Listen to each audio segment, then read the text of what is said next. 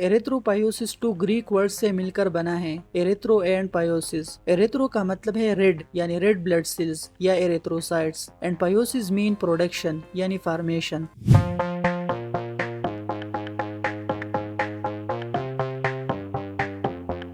सो erythropoiesis को हम इस तरह डिफाइन करेंगे, it is the process by which erythrocytes are formed, developed and matured in bone marrow. Erythropoiesis उस प्रोसेस को कहते हैं जिसमें एरिथ्रोसाइट्स यानी रेड ब्लड सेल्स बनती है, डेवलप होती है और फाइनली मैच्योर हो जाती है। ये प्रोसेस बोन मैरो में होता है। सबसे पहले एक इमैच्योर स्टेम सेल होती है, फिर स्टेप बाय स्टेप उसमें चेंजेस आती है, उसमें हीमोग्लोबिन बनता है और आखिर में वो एक फुली मैच्योर आरबीसी बन जाता है जो ब्लड सर्कुलेशन में आकर ऑक्सीजन ट्रांसपोर्ट करता है। यानी सिंपल वर्ड्स में अगर कहा जाए, एरिथ्रोपायोसिस आरबीसी की फॉर्मेशन, डेवलपमेंट और मैच्योरेशन का कंप्लीट प्रोसेस है जो बोन मैरो में होता है। हमारी बॉडी में रेड ब्लड सेल्स की प्रोडक्शन बहुत बड़ी मिकदार में होती है क्योंकि आरबीसी की लाइफ स्पेन लिमिटेड है, तकरीबन 120 डेज। इसलिए बॉडी को कंटिन्यूसली नए आरबीसीज बनाने पड़ते हैं ताकि पुराने सेल्स को रिप्लेस किया जा सके। रिसर्च के मुताबिक ह्यूमन बॉडी हर सेकंड में लगभग 2 से 3 million red blood sales produce करती है। सोचो जरा, सिर्फ एक सेकंड में मिलियंस नई आरबीसीज बोन मैरो में बन रही होती है। इसका रीजन ये है कि जब पुरानी आरबीसीज स्प्लीन में डिस्ट्रॉय होती है तो बोन मैरो फौरन नई आरबीसीज बनाकर उनकी जगह फिल कर देता है और ये प्रोसेस बिल्कुल कंटिन्यूस होता है, दिन रात बिना रुके।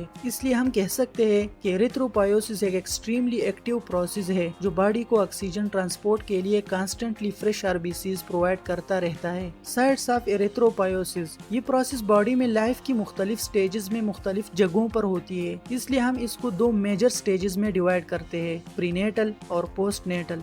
सबसे पहले प्रीनेटल स्टेज यानी पैदाइश से पहले की लाइफ में आरबीसी प्रोडक्शन को हम 3 सब स्टेजेस में डिवाइड करते हैं, mesoblastic stage, hepatic stage and myeloid stage. Mesoblastic stage पहले 2 महीनों में एरिथ्रोपायोसिस याक सेक में स्टार्ट होती है। याक सेक एम्ब्रियो की डेवलपमेंट का एक टेम्पोरेरी स्ट्रक्चर होता है जहाँ सबसे पहली ब्लड सेल्स बनती है। हिपेटिक स्टेज, जैसे जैसे फीटस डेवलप होता है आरबीसी प्रोडक्शन के लिए मेन साइट लीवर बन जाता है और थोड़ी सी प्रोडक्शन स्प्लीन में भी होती है। इसलिए फीटल लाइफ में लीवर सबसे इम्पोर्टेंट ऑर्गन होता है जहाँ एरिथ्रोपायोसिस होती है और ये तीसरे महीने से पैदाइश तक कंटिन्यू रहती है। माइलॉइड स्टेज में आरबीसीज बोन मैरो और लीवर दोनों में बनती है। ये फीटल लाइफ के 5th मंथ से स्टार्ट होती है और पैदाइश के बाद भी कंटिन्यू रहती है। इसके बाद आती है पोस्टनेटल स्टेज यानी बर्थ की बाद की लाइफ। जब बच्चा पैदा होता है तो ऑलमोस्ट पूरी बोन्स की मैरो में आरबीसीज प्रोडक्शन होती है, यानी न्यू बॉर्न में तकरीबन तमाम बोन्स एरिथ्रोपायोसिस में हिस्सा लेती है। लेकिन एज बढ़ने के साथ साथ कुछ बोन्स का रेड मैरो येलो में कन्वर्ट हो जाता है। एडल्ट लाइफ में एरिथ्रोपायोसिस ज्यादातर फ्लैट और इर्रेगुलर बोन्स में होती है, जैसे स्टेर्नम, रिब्स, वर्टिब्रे, पेल्विस और स्कल। तो सिंपल कॉन्सेप्ट ये है कि प्रीनेटल लाइफ में एरिथ्रोपायोसिस यॉक सेक, लीवर और स्प्लीन में, जबकि पोस्टनेटल लाइफ में RBC production red bone marrow में होती है। अब जबकि हमने ये समझ लिया कि आरबीसी प्रोडक्शन बॉडी में कहाँ पर होती है, लेकिन अब एक इम्पोर्टेंट सवाल पैदा होता है कि बोन मैरो के अंदर आरबीसी एक्चुअली किस तरह डेवलप होती है, यानी एक इमैच्योर सेल कैसे आहिस्ता आहिस्ता मैच्योर होकर एक कंप्लीट रेड ब्लड सेल बन जाता है। इस पूरी प्रोसेस को हम एरिथ्रोपायोसिस के स्टेजेस या आरबीसी मैच्योरेशन कहते हैं। अगर हम एरिथ्रोपायोसिस को माइक्रोस्कोपिक लेवल पर देखें तो आरबीसी का डेवलपमेंट एक स्ट्रक्चर प्रोसेस होता है। इस प्रोसेस को जनरली 3 मेजर पेजेस में डिवाइड किया जाता है, stem cell page, precursor page और मैच्योरेशन पेज। हर पेज में सेल की स्ट्रक्चर यानी मॉर्फोलॉजी आहिस्ता आहिस्ता चेंज होती रहती है। सबसे पहले स्टेम सेल पेज आती है। ये पेज असल में आरबीसी फॉर्मेशन का फाउंडेशन यानी बेसिक स्टेज है। यहाँ से रेड ब्लड सेल्स का पूरा सिलसिला स्टार्ट होता है। बोन मैरो के अंदर एक स्पेशल टाइप का सेल होता है जिसे प्लोरिपोटेंट हेमाटोपोएटिक स्टेम सेल यानी PHSC कहा जाता है। इसे प्लोरिपोटेंट इसलिए कहा जाता है क्योंकि इस सेल में ये एबिलिटी होती है कि ये बॉडी की तमाम ब्लड सेल्स बना सकता है, यानी इसी एक स्टेम सेल से red blood sales, white blood cells और प्लेटलेट्स सब डेवलप हो सकते हैं। अगर सिंपल वर्ड्स में समझे तो PHSC ब्लड सिस्टम का पेरेंट सेल होता है। ये एक तरह का मास्टर सेल है जो जरूरत के मुताबिक डिफरेंट ब्लड सेल्स बनाने की सलाहियत रखता है। अब एक इम्पॉर्टेंट बात यह है कि ये स्टेम सेल बोन मैरो की स्पेशल एनवायरनमेंट में रहती है जिसे बोन मैरो नीश भी कहा जाता है। यहाँ उन्हें ग्रोथ फैक्टर्स और सिग्नलिंग मॉलिक्यूल्स मिलती रहती है जो उनकी ग्रोथ और डिफरेंशिएशन को कंट्रोल करती है।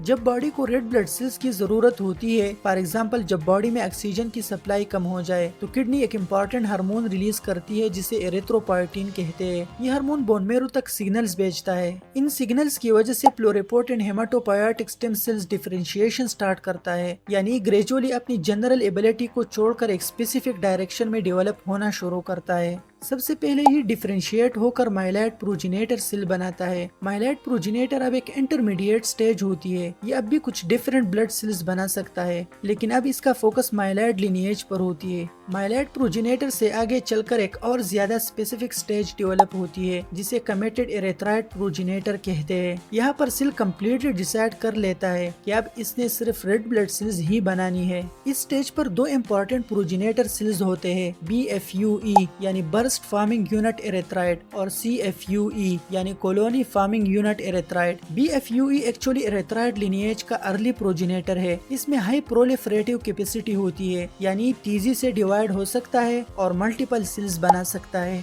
इसके बाद ये सेल्स डेवलप होकर CFUE बन जाती है। ये स्टेज RBC डेवलपमेंट में बहुत इंपॉर्टेंट है, क्योंकि ये सेल्स एरिथ्रोपोएटिन हार्मोन के लिए हाईली सेंसिटिव होती है। जब एरिथ्रोपोएटिन इन सेल्स को स्टिमुलेट करता है तो ये बहुत तेजी से डिवाइड होकर एरिथ्रोब्लास्ट सीरीज को स्टार्ट कर देती है। यानी सिंपल टर्म्स में अगर हम इस पूरी स्टेम सेल पेज को समराइज करें तो RBC फॉर्मेशन की इनिशियल पाथवे कुछ इस तरह है। सबसे पहले प्लुरिपोटेंट हेमाटोपोएटिक स्टेम सेल होता है। ये डिफरेंशिएट होकर माइलॉइड प्रोजेनेटर सेल बनाता है। उसके बाद ये कमिटेड एरेथ्राइड प्रोजेनेटर में कन्वर्ट हो जाता है और फिर BFUE और CFUE स्टेजेस के थ्रू RBC लिनिएज को कंटिन्यू करता है। तो इस तरह स्टेम सेल पेज एरिथ्रोपोएसिस की स्टार्टिंग और रेगुलेटरी स्टेज होती है, जो RBC प्रोडक्शन के लिए बेसिक फ्रेमवर्क प्रोवाइड करती है।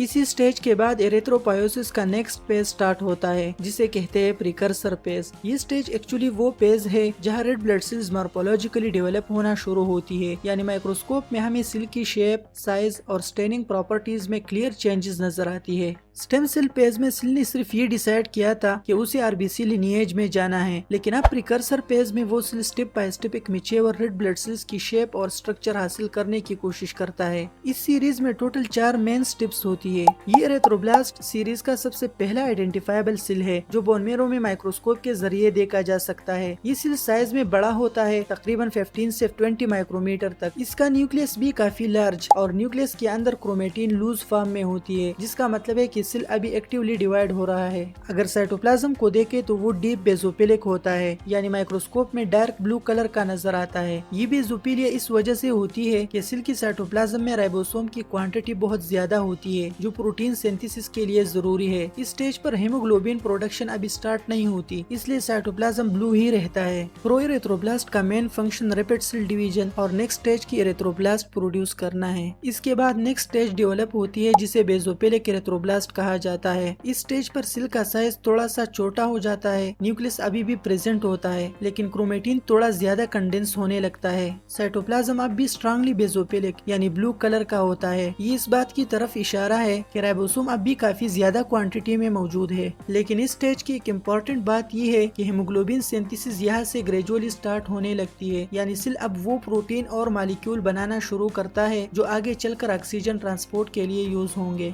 बेजोपिलिक एरिथ्रोब्लास्ट भी मल्टीपल डिविजन्स करता है और फिर नेक्स्ट स्टेज में कन्वर्ट हो जाता है। अगला स्टेज है पॉलीक्रोमेटोपिलिक एरिथ्रोब्लास्ट। इस स्टेज का नाम ही हमें एक इम्पोर्टेंट क्लू देता है। पॉली का मतलब है मल्टीपल और क्रोमेटिक का मतलब है कलर्स, यानी साइटोप्लाज्म में मल्टीपल स्टेनिंग कलर्स नजर आने लगती है। ये इसलिए क्योंकि इस स्टेज पर दो चीजें एक साथ हो रही होती है। एक तरफ राइबोसोम अब भी मौजूद है जो ब्लू स्टेनिंग देती है, और दूसरी तरफ हेमोग्लोबिन की क्वांटिटी रैपिडली इंक्रीज हो रही होती है जो पिंकिश कलर देता है। सो माइक्रोस्कोप में साइटोप्लाज्म ग्रे या पर्पल शेड का नजर आता है, यानी ब्लू और पिंक कलर्स का मिक्सचर। इसी वजह से इस स्टेज को पॉलीक्रोमेटोपिलिक एरिथ्रोब्लास्ट कहा जाता है। इस स्टेज पर सेल का साइज और भी कम और न्यूक्लियस भी ज्यादा कंडेंस होता जाता है। इस बात की तरफ इशारा है कि सेल ग्रेजुअली मैच्योरिटी की तरफ जा रहा है। इसके बाद एरिथ्रोब्लास्ट सीरीज का लास्ट न्यूक्लिएटेड स्टेज आती है, जिसे अर्थोक्रोमेटिक एरिथ्रोब्लास्ट या नॉर्मोब्लास्ट कहते हैं। ये स्टेज RBC डेवलपमेंट में बहुत इंपॉर्टेंट होती है। इसमें हेमोग्लोबिन की क्वांटिटी बहुत ज्यादा हो चुकी होती है, जिसकी वजह से साइटोप्लाज्म का कलर ऑलमोस्ट पिंक हो जाता है। सेल का साइज अब ऑलमोस्ट मैच्योर आरबीसी के करीब हो जाता है। सबसे सिग्निफिकेंट चेंज ये होती है कि न्यूक्लियस बहुत ज्यादा कंडेंस और डार्क होने लगती है। आखिर में ये न्यूक्लियस सेल से कम्प्लीटली एक्सपेल यानी सेल अपना न्यूक्लियस बाहर निकाल देता है। ये स्टेप बहुत इंपॉर्टेंट है क्योंकि मैच्योर आरबीसी में न्यूक्लियस नहीं होता। न्यूक्लियस रिमूव होने से सेल के अंदर ज्यादा स्पेस बन जाती है जहाँ हेमोग्लोबिन स्टोर हो सकते हैं। जब न्यूक्लियस सेल से निकल जाता है तो एरिथ्रोब्लास्ट सीरीज का प्रिकर्सर पेज खत्म होकर नेक्स्ट स्टेज स्टार्ट होने लगती है, जिसे कहते हैं मैच्योरेशन पेज। इस मैच्योरेशन पेज का पहला सेल रेटिकुलोसाइट है जो बोन मैरो से ब्लड सर्कुलेशन में एंटर होता है और फिर कुछ वक्त बाद कम्प्लीटली मैच्योर एरिथ्रोसाइट बन जाता है। ये मॉर्फोलॉजिकल चेंजेस आरबीसी को फाइनल स्टेज तक लेकर जाती है जहाँ वो एफिशिएंटली ऑक्सीजन ट्रांसपोर्ट करने के लिए रेडी होने लगती है।